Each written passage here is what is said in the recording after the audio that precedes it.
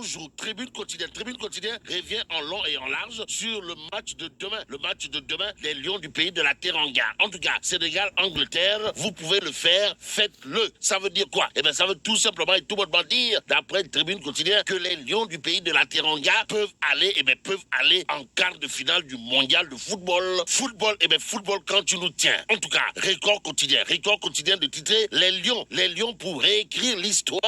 Et ce que l'histoire retiendra dans ce match Angleterre-Sénégal, nous l'aurons dimanche à 19h05, comme précise Record. Que dire d'autre sur cette confrontation? Sinon, ce que révèle Stade quotidien à la une du journal, on peut lire défi excitant pour les Lions du pays de la Teranga. Déjà, Dembaba, ancien Lion de son état, de confier dans Stade quotidien qu'il conviendrait d'imposer notre physique aux Anglais. Donc, ce ne sera pas du Nyerou-Niébé. Alors là, pas du tout du Nyerou-Niébé, du tout du Nyerou-Niébé au regard du titre de Sud Quotidien. Bon, le journal du groupe Sud Communication de révéler Qatar 2022, 8e de finale, Angleterre-Sénégal dimanche à 19h pile, le grand défi. Le grand défi des Lions. Les Lions qui devraient en principe rugir. Si on se réfère à la une de Enquête, bon, mondial 2022, Angleterre-Sénégal, 8e de finale, en route vers l'exploit. Voilà le titre de Enquête. Le journal de noter, les Lions sont prêts à en découdre, c'est-à-dire à croiser le fer avec les Anglais. D'où l'intérêt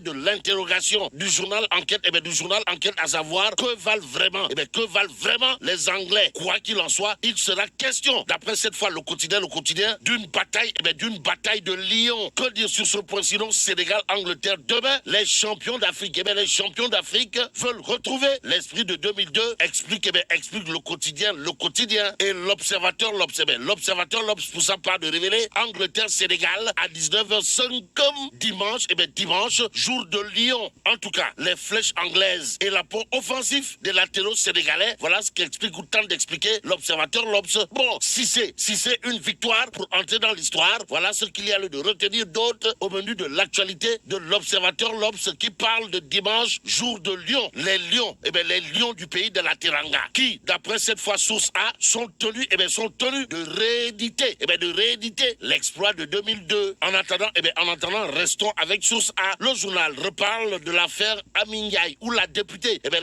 lâchement agressée par deux de ses collègues à l'hémicycle. Et là, retenons d'après source A que Ndaoussi est toujours hospitalisé. Ainsi, la vie de son enfant en danger nous livre source A. Vox Populi, pour sa part d'indiquer les femmes de Yehui Askadui et de Benno Bokk Yakaar dans la mêlée. De quoi s'agit-il encore?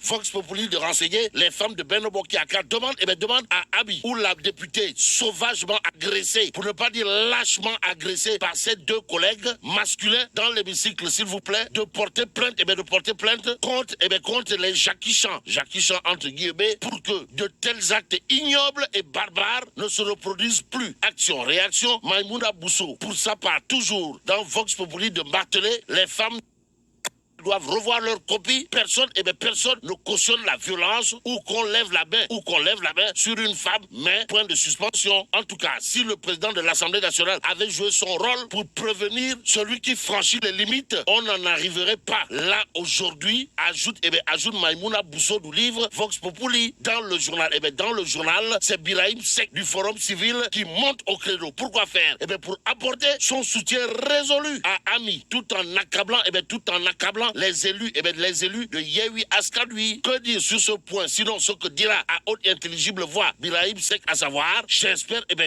que la justice ira jusqu'au bout. L'Assemblée nationale n'est ni un ring, ni un dojo, a tenu à rappeler Birahim Seck du Forum Civil, nous livre Vox Populi ce matin, Tribune Quotidienne, toujours au chapitre de l'agression d'une députée de la mouvance présidentielle nommée Abignaï, de souligner que Birahim Seck Seck, Birahim Seck tire à boulet rouge sur Yehui Askanui tout en plaidant pour l'intervention Raking Taf Taf et Jody de la justice. En attendant que justice soit faite, 24 heures quotidien, 24 heures quotidien barre sa une d'une interrogation, à savoir Sénégal, à qui profite cette anarchisation, pour ne pas dire à qui profiterait cette chienlit. Bon, Abdoul Mbaye a d'après 24 heures quotidien soutenu, à défaut de mieux les choisir, formons donc nos députés. Pendambo pour sa part de retenir et faire retenir qu'il conviendrait de prôner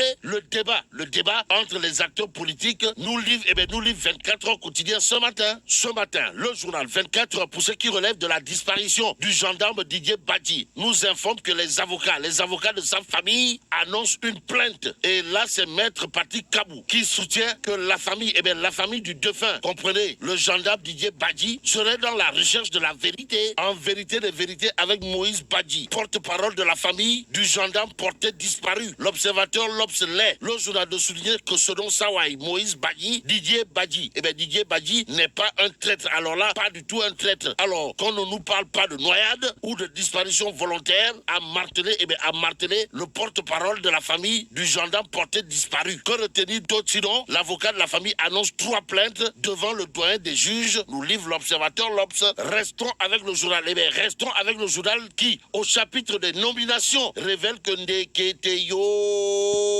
Ndeketeyo, Serigne Bassirou Gueye reprend du service à l'OFNAC. Vous le connaissez? Wallahi Talaï. Information à lire dans Tribune Quotidien. Le journal, en tout cas, de révéler Office national de lutte contre la corruption. Serigne Bassirou Gueye, ancien procureur de la République de son État, remplace Sénabou Ndiaye Diakhaté. Faut-il dire Euskei ou Tchei? En attendant, Direct News de révéler à sa une déjà 10 ans que nous quittait professeur Assane Seck. Hommage à un grand intellectuel. Que dire à ce sujet sinon? Professeur Assane Seck est né le 1er février 1919 à Inor, dans le Fodji. Aujourd'hui, département de Seyou, où son père était traitant. En tout cas, en 1941, après sa formation à l'école normale William Ponty, il demande son affectation en Guinée, mais ne rejoint pas son poste car il est mobilisé. Que retenir d'autres autour du professeur Assane Seck, sinon ce que livre Direct News, à savoir jeune. Il est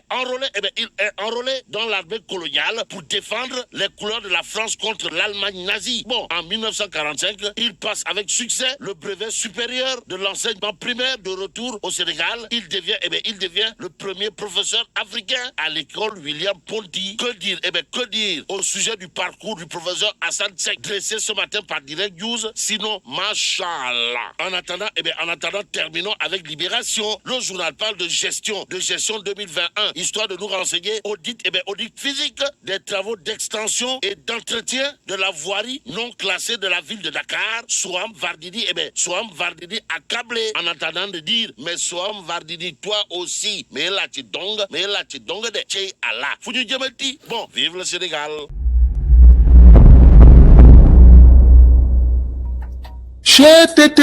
mais yow sa waay yow fu ñu la fekk yaa ngi ci kanamu ordinateur bi wala sa kanamu tablette ba sa téléphone portable lu xew?